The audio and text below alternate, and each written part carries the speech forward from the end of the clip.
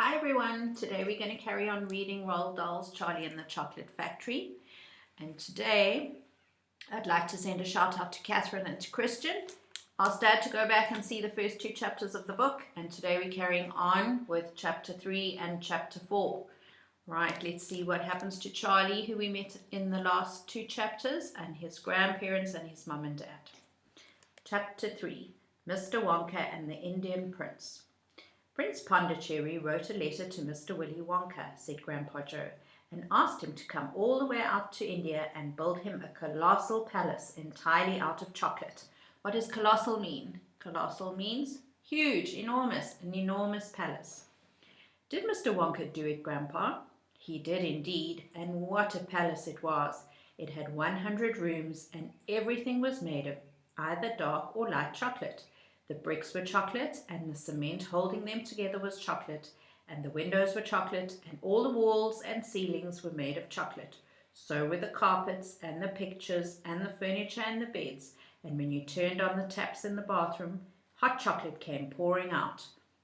How could that be a problem?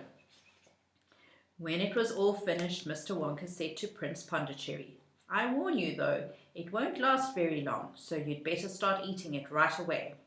"Nonsense," shouted the prince. "I'm not going to eat my palace. I'm not even going to nibble the staircase or lick the walls. I'm going to live in it." But Mr. Wonka was right, of course, because soon after this there came a very hot day with a boiling sun, and the whole palace began to melt. And then it sank slowly to the ground, and the crazy prince, who was dozing in the living room at the time, woke up to find himself swimming around in a huge brown sticky lake of chocolate. Little Charlie sat very still on the edge of the bed, staring at Grandfather. Charlie's face was bright and his eyes were stretched so wide you could see the whites all around. How do you think he's feeling? His eyes are so wide open. "Is all this really true?" he asked. "Or are you pulling my leg?" "It's true," cried all four of the old people at once. "Of course it's true. Ask anyone you like." "And I'll tell you something else that's true," said Grandpa Joe, and now he leaned closer to Charlie and lowered his voice to a soft, secret whisper. "Nobody ever comes out." "Out of where?" asked Charlie. "And nobody ever goes in." "In where?" cried Charlie. "Wonka's factory, of course." "Grandpa, what do you mean?" "I mean workers, Charlie." "Workers?" "All factories," said Grandpa Joe, "have workers streaming in and out of the gates in the mornings and evenings, except Wonka's. Have you ever seen a single person going into that place or coming out?" Little Charlie looked slowly around at each of the four old faces, one after the other, and they all looked back at him. They were friendly, smiling faces, but they were also quite serious. There was no sign of joking or leg pulling on any of them. "Well, have you?" asked Grandpa Joe. I really don't know, Grandpa," Charlie stammered. "Whenever I walk past the factory, the gate seems to be closed." "Exactly," said Grandpa Joe. "But there must be people working there." "Not people, Charlie. Not ordinary people, anyway."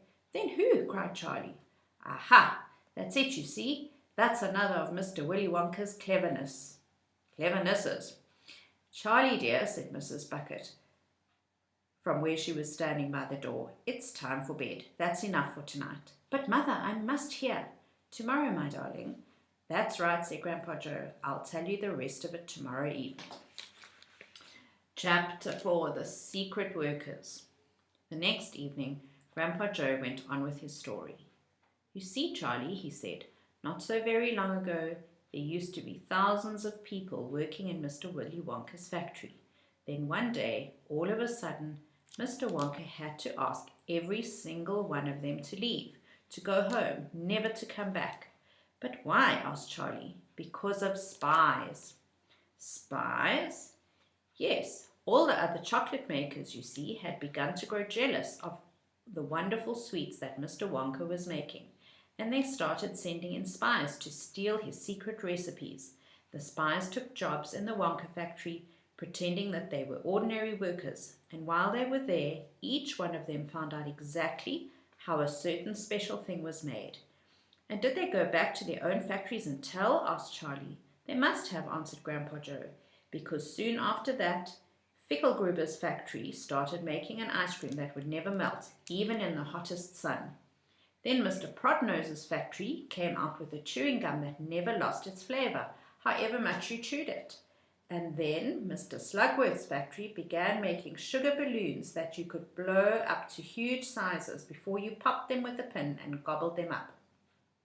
And so on and so on.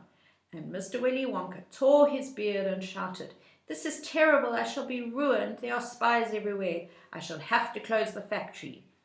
But he didn't do that, Charlie said. Oh yes he did. He told all the workers that he was sorry, but they would have to go home. Then he shut the main gates and fastened them with a chain. And suddenly, Wonka's giant chocolate factory became silent and deserted.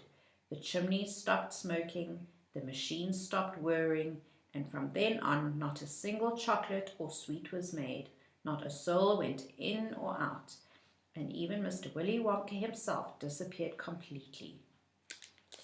Look at Grandpa Joe telling the story.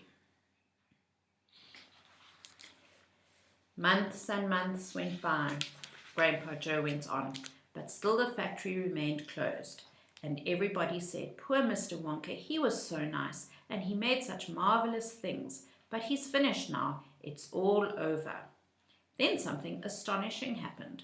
One day, early in the morning, thin columns of white smoke were seen to be coming out of the tops of the tall chimneys of the factory. People in the town stopped and stared. "What's going on?" they cried. "Someone's lit the furnaces. Mr. Wonka must be opening up again." They ran to the gates expecting to see them wide open and Mr. Wonka standing there to welcome his workers back. But no, the great iron gates were still locked and chained as securely as ever, and Mr. Wonka was nowhere to be seen. "But the factory is working," the people shouted. "Listen, you can hear the machines. They're all whirring again, and you can smell the smell of melting chocolate in the air." Grandpa Joe leaned forward and laid a long, bony finger on Charlie's knee, and he said softly, "But most mysterious of all, Charlie, were the shadows in the windows of the factory. The people standing on the street outside could see small dark shadows moving about behind the frosted glass windows." "Shadows of whom?" Charlie asked quickly. That's exactly what everybody else wanted to know. "The place is full of workers," the people shouted, "but nobody's gone in. The gates are locked. It's crazy. Nobody ever comes out either." But there was no question at all, said Grandpa Joe, that the factory was running, and it's gone on running ever since, for these last 10 years. What's more, the chocolates and sweets it's been turning out have become more fantastic and delicious all the time. And of course, now when Mr. Wonka invents some new and wonderful sweet, neither Mr. Finkelgruber, nor Mr. Prodnose, nor Mr. Slugworth, nor anybody else is able to copy it. No spies can go into the factory to find out how it is made. "But Grandpa, who?" cried Charlie. "Who is Mr. Wonka using to do all the work in the factory?" "Nobody knows, Charlie." "But that's absurd. Hasn't someone asked Mr. Wonka?" "Nobody sees him anymore. He never comes out. The only things that come out of that place are chocolates and sweets. They come out through a special trapdoor in the wall, all packed and addressed, and they are picked up every day by post office trucks." "But Grandpa, what sort of people are they that work in there?" "My dear boy," said Grandpa Joe, "that is one of the great mysteries of the chocolate-making world. We know only one thing about them. They are very small. The faint shadows that sometimes appear behind the windows, especially late at night when the lights are on, are those of tiny people no taller than my knee." "There aren't any such people," Charlie said. Just then Mr. Bucket, Charlie's father, came into the room. He was home from the toothpaste factory, and he was waving an evening newspaper rather excitedly. "Have you heard the news?" he cried. He held up the paper so that they could see the huge headline. The headline said, "Wonka Factory to be opened at last to lucky few." Right, that's the end of chapter 4. So next time we'll see what happens in chapter 5.